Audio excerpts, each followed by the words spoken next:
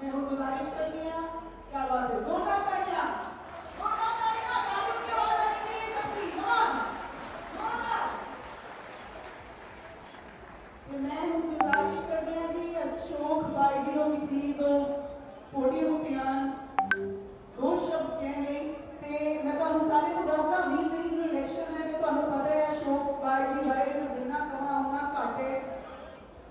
जितनी ऑनेस्ट जितनी clear image मैंने लगता है ये अशोक जी की है और किसी की नहीं है। मैंने की तारीफ मैंने स्पीच तो बात करा कि टाइम साढ़े को भी घट है कि मैं माइक देना चाहती हूँ अशोक भाई जी।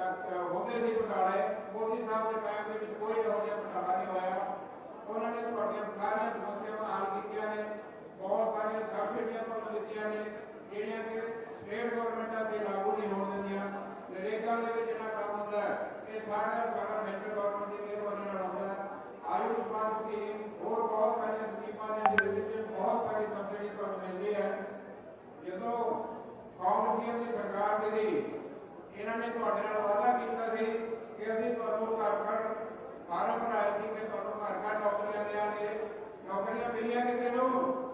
कोई हाथ खड़ा कह सकता है किसी को नौकरी मिली? नहीं मिली। इन्होंने कहा कि अभी मुंडिया को मोबाइल फोन देंगे, मिले मोबाइल फोन? नहीं मिले।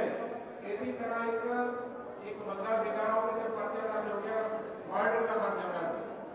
जो कोर्ट के पेश होया तो वकील साहब कहते कि मैं तेन समझाना की करना उत्थे जाके, जो जो तेरा नाम पूछे तू कहना हुर, जो तेरा नाम पूछे तू हो कहना हुर।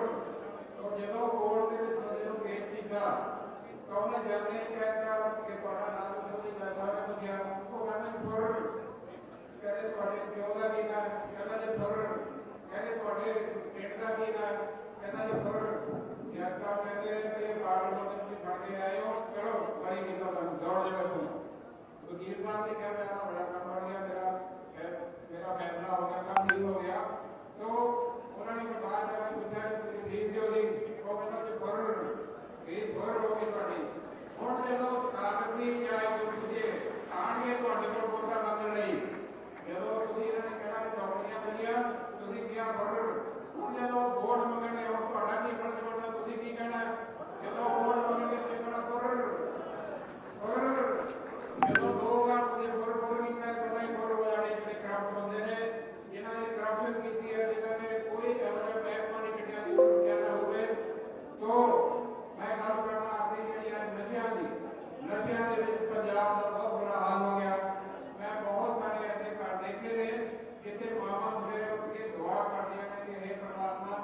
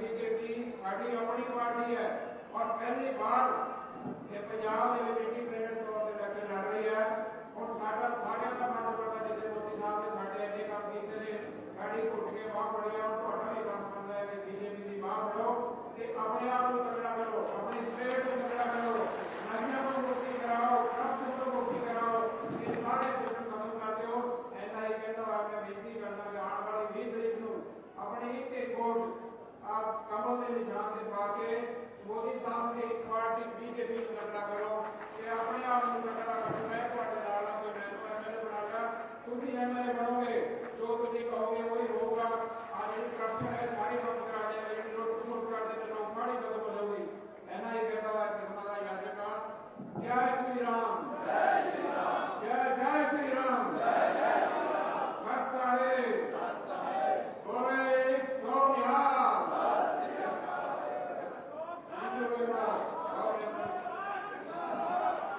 भारतीय जनता पार्टी भाई नरेंद्र भाई जी मोदी श्री जगत प्रकाश जी नड्डा भारतीय जनता पार्टी कहते वाले नरेंद्र कुर्सियां घट गई थोड़ी जगह कुर्सियां हो करवा दें हम मैं जसी भैन जी का होगा programme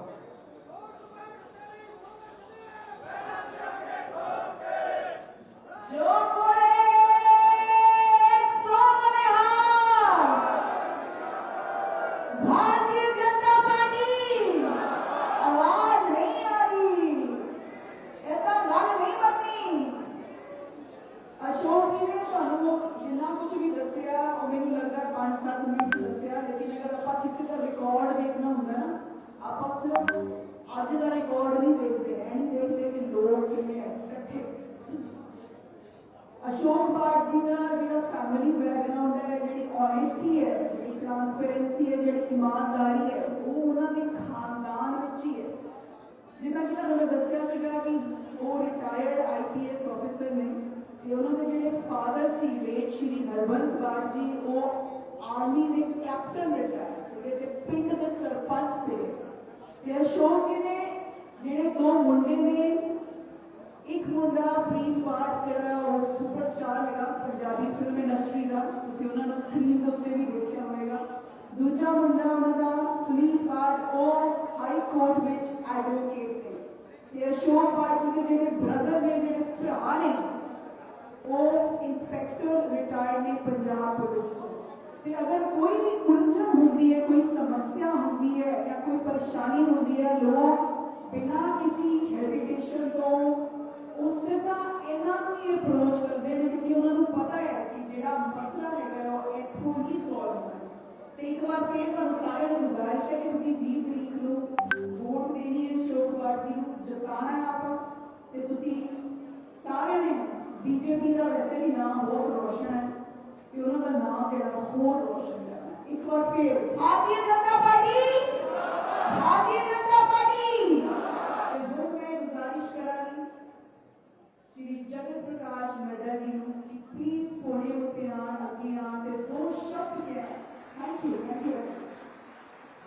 Bharatiya Janata party Shri Jagat Prakash ji Nadda Bharatiya Janata party मैं डॉक्टर काली बाबा बाला जी ने लैके उन्होंने बहुत बहुत धन्यवाद बहुत बहुत स्वागत।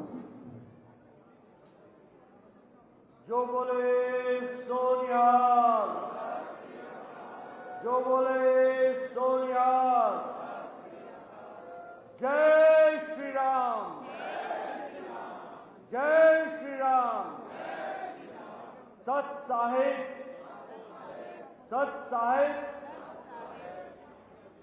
आज के इस कार्यक्रम में मेरे साथ उपस्थित हमारे भारतीय जनता पार्टी के बहुत ही जुझारू और बहुत ही संवेदनशील प्रत्याशी श्री अशोक बाट जी जो बलाचौर से हमारा चुनाव लड़ रहे हैं।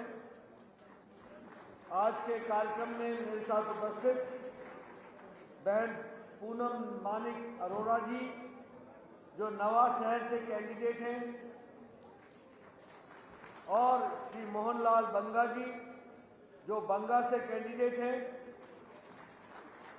हमारे महिला मोर्चा की उपाध्यक्षा बहन वीरेंद्र कौर जी, हमारे हिमाचल से एमएलए मेरे साथी परमजीत सिंह पम्मी जी, सम्मानित मंच और यहाँ इतनी बड़ी संख्या में एकत्र आए हमारे माताएं, बहनें, बुजुर्ग, मेरे नौजवान साथी और मीडिया के मेरे साथी, इलेक्ट्रॉनिक मीडिया और प्रिंट मीडिया के मेरे साथी,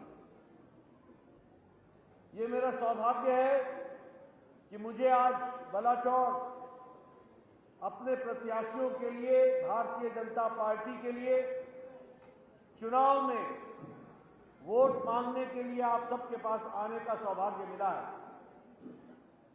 जिस गर्मजोशी से आपने मेरा स्वागत किया है और जिस गर्मजोशी के साथ आपने हमारे प्रत्याशियों का स्वागत किया है, वह मुझे बताता है कि निश्चित रूप से पंजाब में भारतीय जनता पार्टी की तरफ लोगों का रुझान है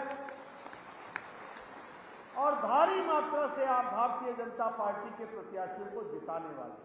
भारतीय जनता पार्टी जिंदाबाद, भारतीय जनता पार्टी जिंदाबाद, नरेंद्र मोदी जी जिंदाबाद, प्रकाश नड्डा जी जिंदाबाद। मित्रों, पंजाब का मेरा संबंध बड़ा पुराना है।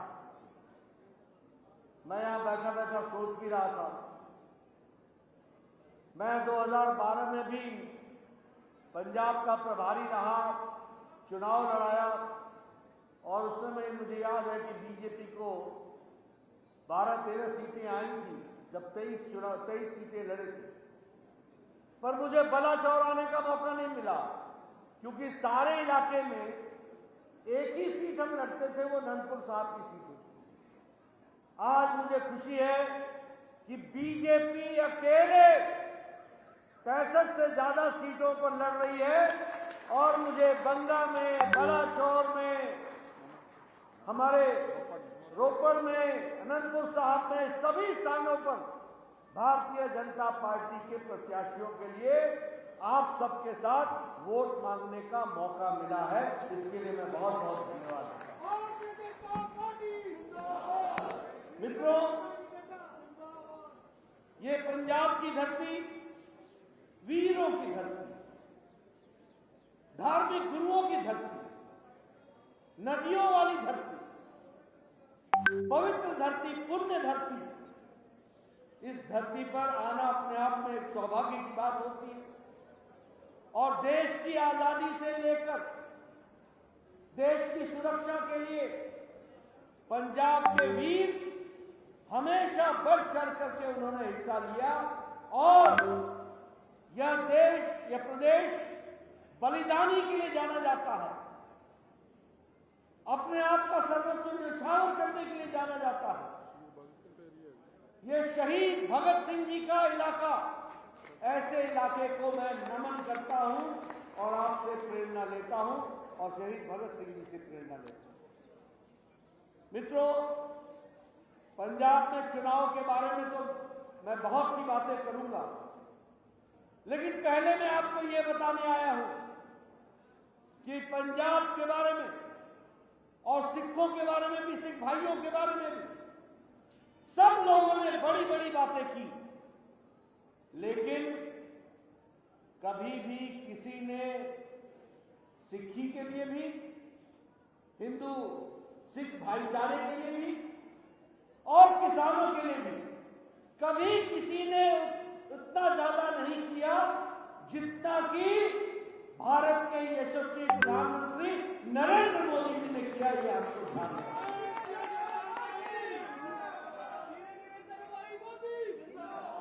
और ये मैं कहने के लिए नहीं कह रहा। आप बताइए, पंजाब, अमृतसर, हरमंदिर साहब के लिए जाना जाता है। हम सब लोग जब जाते हैं तो अपना शीश झुकाते हैं, माथा टेकते हैं, अरदास करते हैं, लेकिन आपको जानकर आश्चर्य होगा कि दुनिया भर में हमारे पंजाबी भाई, पंजाब के नौजवान हमारे सिख भाई दिन रात मेहनत करते और हमेशा हरमंदिर साहब को मत्था टेकते हैं, लेकिन हरमंदिर साहब में चढ़त चढ़ाने के लिए, फॉरेन कंट्रीब्यूशन करने के लिए, विदेश से अरदास करते हुए वहां कंट्रीब्यूशन करने की व्यवस्था नहीं थी। मोदी जी ने फॉरेन कंट्रीब्यूशन डेवलपमेंट एक्ट के तहत हामी भरी और अब दुनिया भर के सिख भाई, हिंदू भाई आज हरमंदिर साहब में अपनी चढ़त देख सकते हैं। यह परिस्थितियां क्या इसके पहले सिख नेता नहीं हुए जो दिल्ली दरबार पहुंचे? क्या इससे पहले कोई पंजाब का नेता नहीं हुआ जिसने दिल्ली दरबार में राज किया? लेकिन नहीं, इंतजार करना पड़ा भारत के यशस्वी प्रधानमंत्री का, जिसने यह सुविधा पंजाब को दी। ये भी हमको ध्यान रखना चाहिए।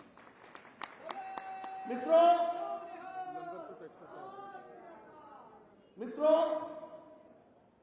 देश भर में गुरुद्वारे हैं,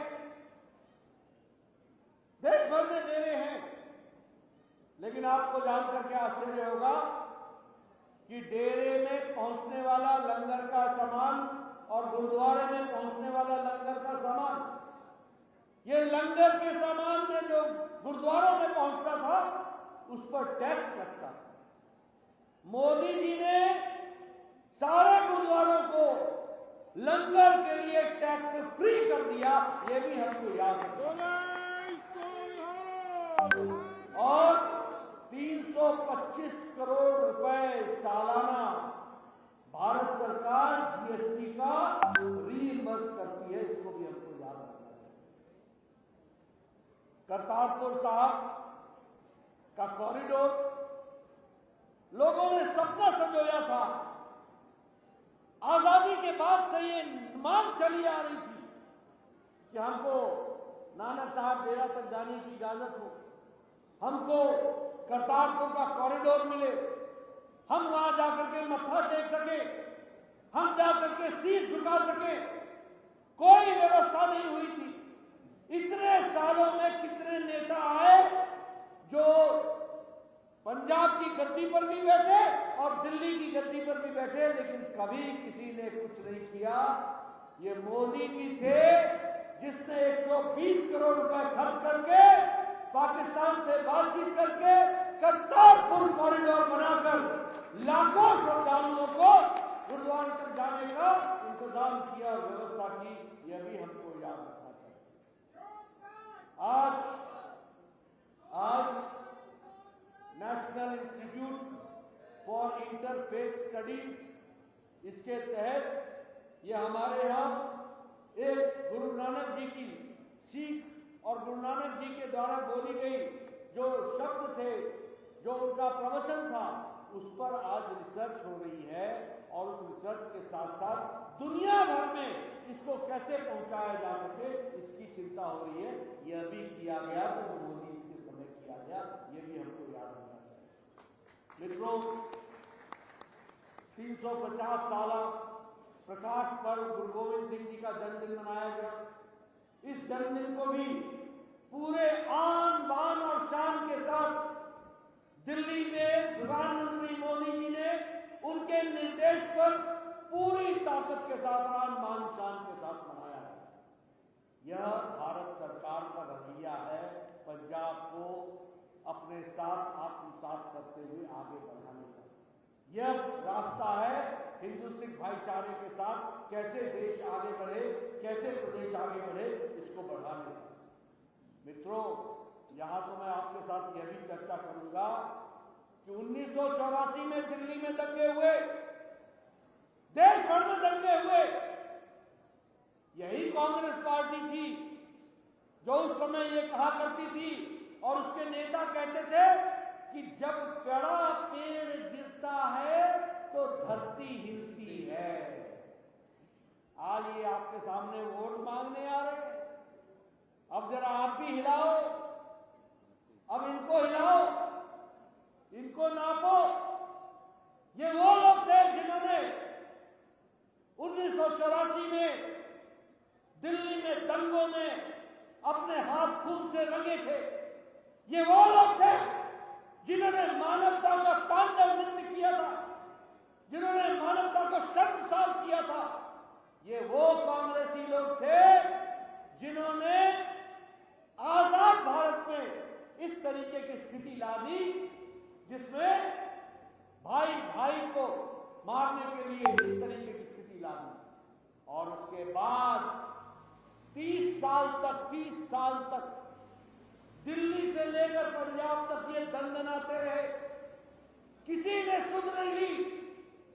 कमीशन पे कमीशन बैठा, इंक्वायरी पे इंक्वायरी बैठी, लेकिन सिख बहनों का, जिनकी माताएं, जिनकी गोद सुनी हुई, जिनके पतिदेव चले गए, जिनका परिवार उजड़ गया, उनकी आंखों के आंसू को पोंछने के लिए कोई भी नहीं था। ये 2014 में जब भारत के प्रधानमंत्री नरेंद्र मोदी बने तो उन्होंने एसआईटी बैठाई और आज दिल्ली के दंगों में जिनके हाथ खून से रंगे हुए थे वो तिहाड़ जेल के पीछे है। उनको जेल में डालने का काम 30 साल बाद किया तो नरेंद्र मोदी जी ने किया। मैं सिख भाइयों से पूछना चाहता हूं, बताइए आपका खैर खवा कौन है? बताइए आपका रक्षक कौन है? बताइए आपके लिए किसने लड़ाई लड़ी? बताइए किसने आप माताओं के आंखों के आंसू को पोंछने की ताकत? ये नरेंद्र मोदी जी है। और एक दो दिन नहीं, 30 साल बीत गए, 30 साल दंडनाते रहे। उनको जेल के पीछे डालने का काम किया तो यशस्वी प्रधानमंत्री नरेंद्र मोदी जी ने किया। यह आपको याद रखना है। ये हमारे सिख के जितने भी तीर्थ स्थल हैं, इनको सिख सर्किट में लेने का काम अनंतपुर साहिब, फतेहगढ़ साहिब, चमकौर साहिब, फिरोजपुर अमृतसर, खटकल कला, कल्लौल साहब और पटियाला का जो हेरिटेज सर्किट है, इन सबको सर्किट में लेकर के टूरिज्म सर्किट में लेने का, रिलीजियस टूरिज्म के सर्किट में लेने का, यानी धार्मिक हमारे जो यात्री हैं और धार्मिक जो हमारे टूरिस्ट हैं उनके लिए विशेष प्रावधान करने का काम किया। तो यह भी हमको याद रखना चाहिए। पंजाब के अंदर हमारे युवा साथियों के लिए आपके यहां 2014 में 18 लाख स्कॉलरशिप थी। मोदी जी ने यह स्कॉलरशिप हमारे सिख भाइयों के लिए और हमारे हिंदू भाइयों के लिए उसको बढ़ा करके 31 लाख कर दी है। यह भी हमको याद रखना चाहिए। 31 लाख, हर साल 31 लाख लोगों को स्कॉलरशिप दी जा रही है। लगभग 1517 नए स्कूल बने हैं। उसी तरीके से भारत सरकार ने, मोदी जी ने 2014 के बाद 6 नवोदय विद्यालय खोले हैं। उसी तरीके से 1734 नए पीएचसी पंजाब में दिए गए हैं। वो भी हमको ध्यान में रखना चाहिए। 645 हॉस्टल बने हैं, लगभग 14 स्पोर्ट्स सेंटर बने हैं। उसी तरीके से 8820 स्मार्ट क्लासरूम्स बने हैं और 22 वर्किंग वुमेन हॉस्टल बने हैं। यानी अगर केंद्र सरकार की बात करें तो शिक्षा के लिए और स्वास्थ्य के लिए मोदी जी ने विशेष पंजाब को ध्यान में रख करके काम में जुट करके उसको पूरा किया है। वह भी हमको ध्यान रखना चाहिए। मित्रों, ये 26 दिसंबर को मोदी जी ने वीर बाल दिवस घोषित किया। वीर बाल दिवस कभी किसी ने सोचा था कि हमारे गुरु गोविंद सिंह जी के साहबजादे, जिन्होंने कभी झुकना नहीं सीखा और धर्म की लड़ाई लड़ते लड़ते, इस देश के लिए लड़ते लड़ते उन्होंने अपनी कुर्बानी दी। नौजवान, बाल, बच्चे, उन लोगों ने अपने गुरु गोविंद सिंह जी के शहजादों ने बलिदान दिया और मोदी जी ने 26 दिसंबर को वीर बलिदान दिवस जो सारे देश में मनेगा, इसकी घोषणा की। यदि हमको याद रखना चाहिए। मित्रों, हमारी पार्टी गरीबों की पार्टी, वंचितों की चिंता करने वाली पार्टी, दलितों की चिंता करने वाली पार्टी, समाज के अंतिम पायदान में खड़े रहने वाली की पार्टी, गरीब, शोषित, पीड़ित, वंचित समाज के अंतिम पायदान पर खड़ी पार्टी, इनको इन लोगों के लिए काम करने का निर्णय भारतीय जनता पार्टी ने लिया। जिसका कोई नहीं उसकी भारतीय जनता पार्टी। और कहने के लिए नहीं कह रहा हूं मैं, आप बताइए, जब कोरोना लगा तो कोरोना के अंतर्गत जब कोई पोस्ट ऑफिस नहीं, कोई पोस्टमैन नहीं मिलता था, जब कोई मनी ऑर्डर नहीं दे सकते थे, जब ऑफिसों में ताला लगा हुआ था, मोदी जी ने 20 करोड़ बहनों के खाते में पूरे लॉकडाउन की अवस्था में 500 रुपए पहुंचाए। ये जनधन खाते के माध्यम से पहुंचाया, ये हमको याद रखना है। किसके पहुंचाया? जो महिला है, गरीब है, लॉकडाउन लग गया है, कोई व्यवस्था नहीं है, उनके खाते में 500 रुपए पहुंचाने का इंतजाम। और संख्या कितनी? 20 करोड़। 2014 के पहले तो जनधन के खाते में सिर्फ 3.25 करोड़ थे, आज 40 करोड़ मोदी जी ने पहुंचाया है। और प्रधानमंत्री किसान सम्मान निधि हो या पेंशन हो, अटल पेंशन हो, ये सारी सुविधाएं अब जनधन खाते के माध्यम से गरीब को पहुंच रही है। उसी तरीके से स्वच्छ भारत अभियान। मित्रों, अच्छा नहीं लगता कि मैं इस मंच से बोलूं, लेकिन आपको बताना चाहता हूं कि लगभग 11 करोड़ बहनें ऐसी थी जो देश में आजादी के 70 साल बाद भी अपने दैनिक नित्य कर्म के लिए गांव में घर से निकल करके खेतों में जाया करती थी। कितनी संख्या थी? 11 करोड़। और आपके यहां कितनी संख्या थी पंजाब में? 4,60,000, यानी 4 लाख बहनें प्रतिदिन अपने दैनिक नित्य कर्म के लिए सूर्योदय से पहले या सूर्यास्त के बाद घरों से निकल के खेतों में जाया करती थी। उनको देश में 11 करोड़ और पंजाब में 4,60,000 बहनों को इज्जत घर देने का काम किया, शौचालय बनाया तो मोदी जी ने बनाया। यह भी हमको ध्यान रखना। इसका मतलब 4,60,000 बहनें, बच्चे अपने नित्य क्रम के लिए बाहर जाया करते थे। ये हालत थी पंजाब की। आप उनको इज्जत देने का काम किया तो मोदी जी ने किया, यह भी हमको याद रखना चाहिए। अगर मैं बात करूं गैस के कनेक्शन की, मुझे याद है बहनें लकड़ी काट करके लाती थी तो लकड़ी का चूल्हा जलाती थी और उसके साथ साथ वो भोजन पकाती थी। आज अगर देश भर में 10 करोड़ चूल्हे जलाए जा रहे हैं और दिए हैं मोदी जी ने, तो 12,25,000 यह चूल्हे पंजाब में दिए गए, यानी 12,25,000 परिवारों को गैस का चूल्हा देने का काम मोदी जी की सरकार ने किया है। उसी तरीके से सौभाग्य योजना में बिजली, आपको जानकर के आश्चर्य होगा, लगभग 2,60,000 घर ऐसे थे जिनको बिजली नहीं थी। 18,000 गांव देश में ऐसे थे जहां बिजली नहीं थी, गांव को बिजली नहीं थी। मोदी जी ने 1,000 दिन में 18,000 गांव में बिजली पहुंचाई और 2,60,00,000 लोगों के घरों में बिजली पहुंचाई। और आज पंजाब 100% हर घर में बिजली पहुंचाने का काम किया तो मोदी जी ने किया है, यह भी हमको ध्यान रखना है। मित्रों, आपको जानकर आश्चर्य होगा कि 2017 से पहले इस देश में किसी को भी स्वास्थ्य के इलाज की व्यवस्था के लिए आर्थिक सहायता नहीं। अगर कोई गरीब, उसके घर में कैंसर हो जाता था तो उस घर का खेत बिक जाता था, उस घर का मकान बिक जाता था, उस घर में कुछ नहीं रहता था। अगर किसी को दिल की बीमारी हो जाए, हार्ट की बीमारी हो जाए और एक ऑपरेशन कराना पड़ जाए गरीब को, तो वो घर बिक जाता था और उसका गांव में जमीन बिक जाती थी। लेकिन आपको जानकर खुशी होगी कि देश में मोदी जी ने 55 करोड़ लोगों को, देश की 40% आबादी और आपके यहां 2.25 करोड़ लोगों को 2.25 करोड़, आपकी आबादी कितनी है?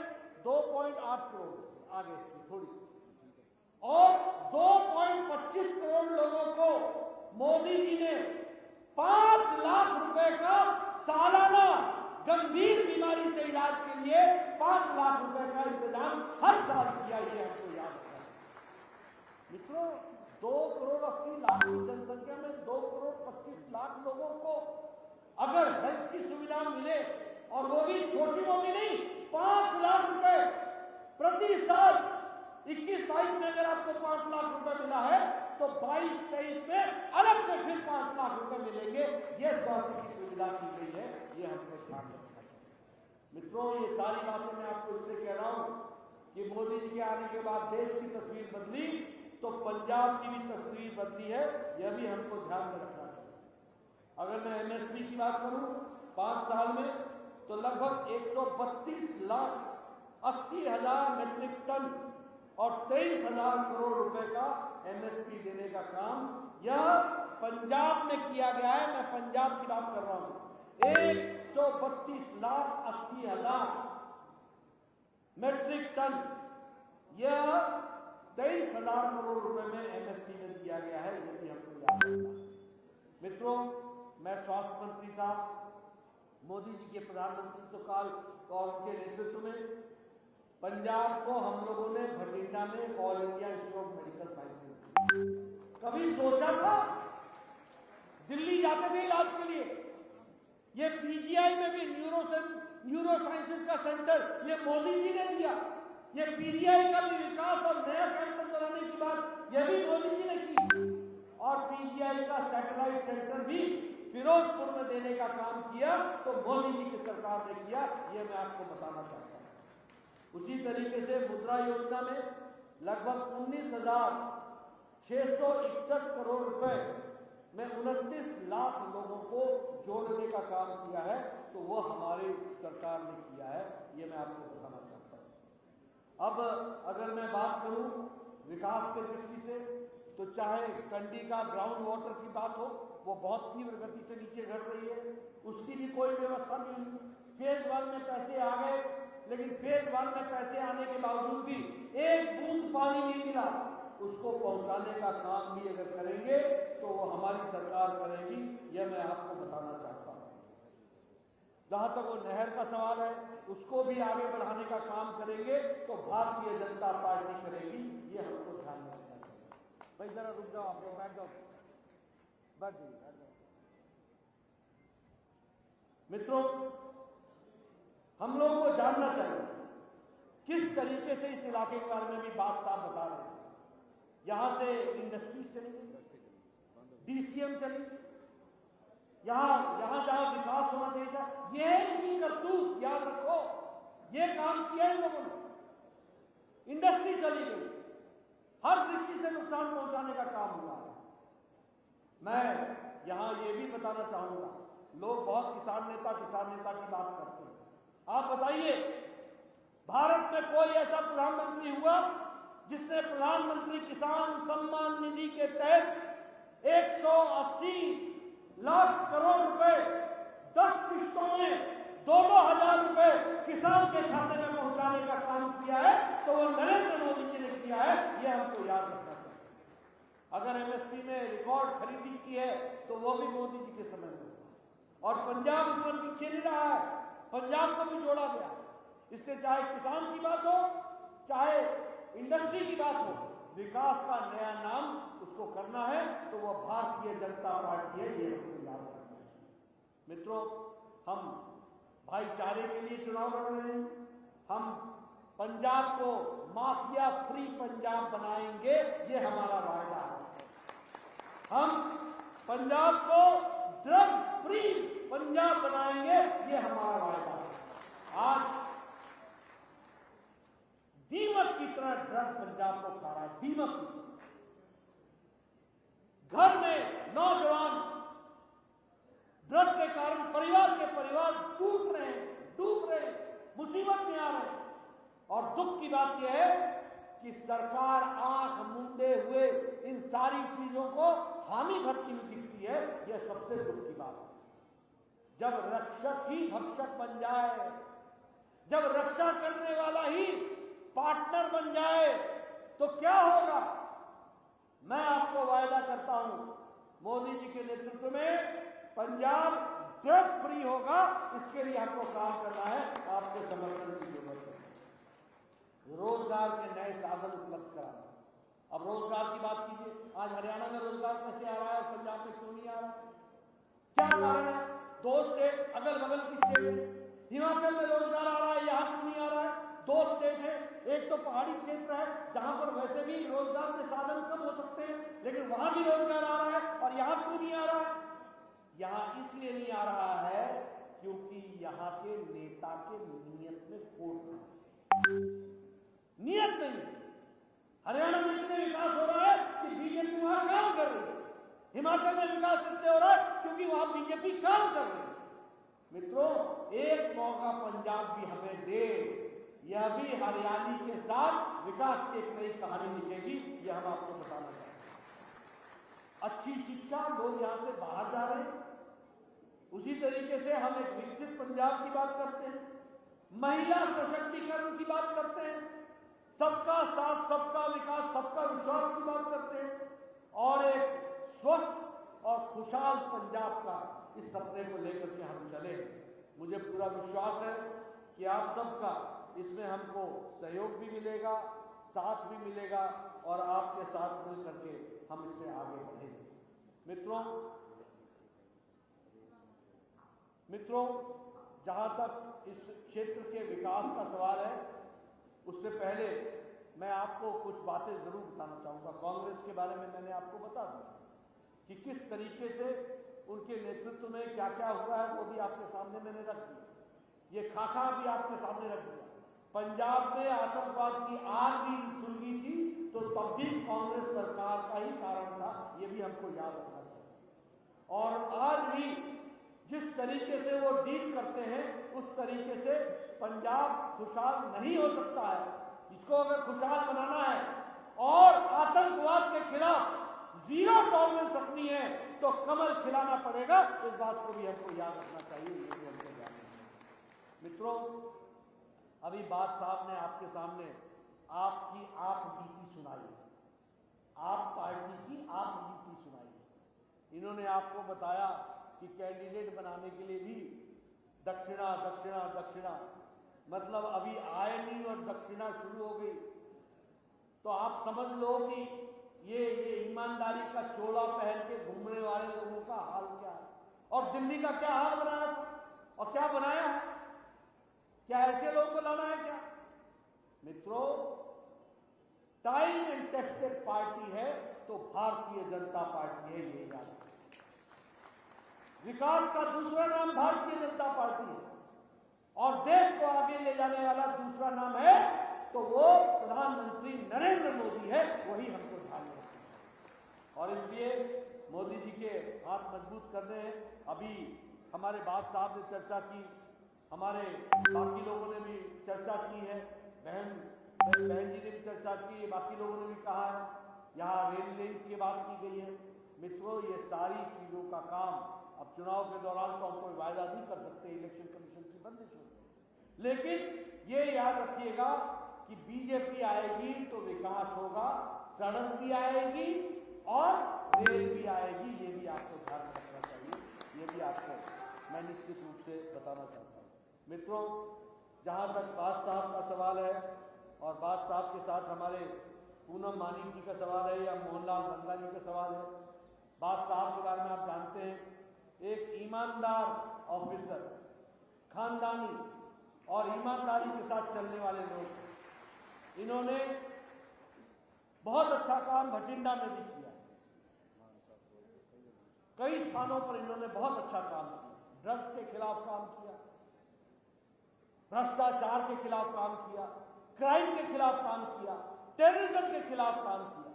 ये हमारा सौभाग्य है कि ऐसे कैंडिडेट भारतीय जनता पार्टी में जुड़े हैं और उनको हम सामने लाएंगे। उसी तरीके से मोहनलाल बंगला जी हैं, आप हमेशा इनका और इनका परिवार पूरी ताकत के साथ पार्टी को, चौधरी सरनारायण जी का परिवार पूरी ताकत के साथ आगे बढ़ाता रहा है। पंजाब सरकार में उन्होंने काम भी किया और बीजेपी को आगे बढ़ाने का काम किया।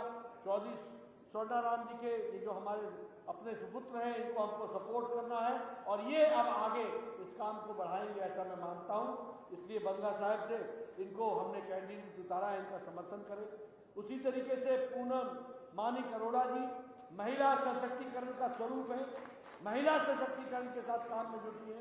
इनको भी नवा शहर से नया वोट दे करके नई पासपोर्ट आपने देना है विकास को आगे बढ़ाने के लिए, उसके लिए आपने समर्थन देना है।